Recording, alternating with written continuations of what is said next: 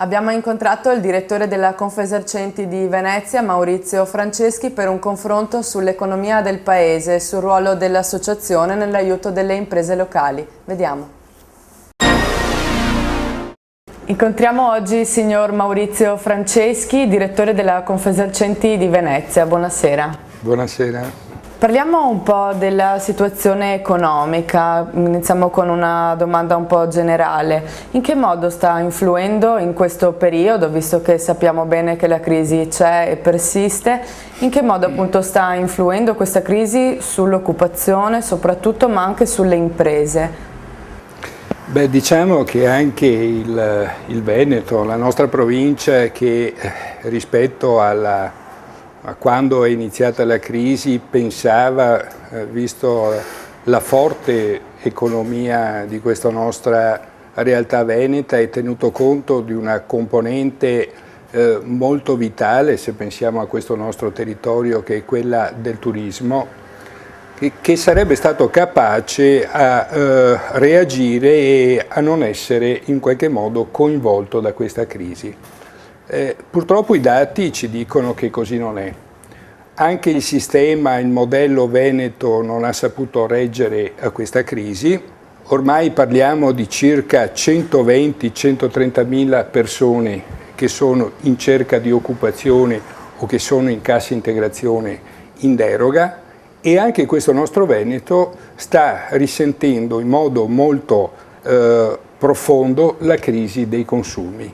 In tale contesto, quanto grava il peso della politica, se così si può dire, su tutto questo? Ma il peso della politica oggi si somma appunto alla crisi economica ed è un macigno grande come una casa, una montagna, perché noi avremo bisogno oggi di una classe politica che non solo dà l'esempio da un punto di vista, diciamo, degli sprechi e dei costi della politica che sono emersi in queste settimane in modo evidente e insopportabile o non più sopportabile da parte dei cittadini e delle imprese, e che c'è anche un'incapacità da parte della politica di promuovere, di dotarsi di quelle leggi di cui il sistema ha bisogno. C'è un'incapacità della politica di riformare il sistema paese.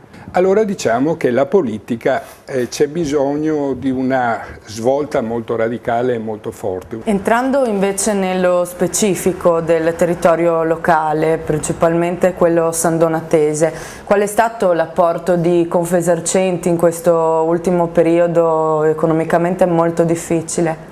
Ma guardi, noi stiamo cercando di contribuire anche in questo territorio con quello che sta con i compiti e le responsabilità, le funzioni che sono proprie delle associazioni. Intanto stando molto vicini al sistema delle imprese nel rispondere alle loro esigenze primarie, a partire dalla esigenza del credito.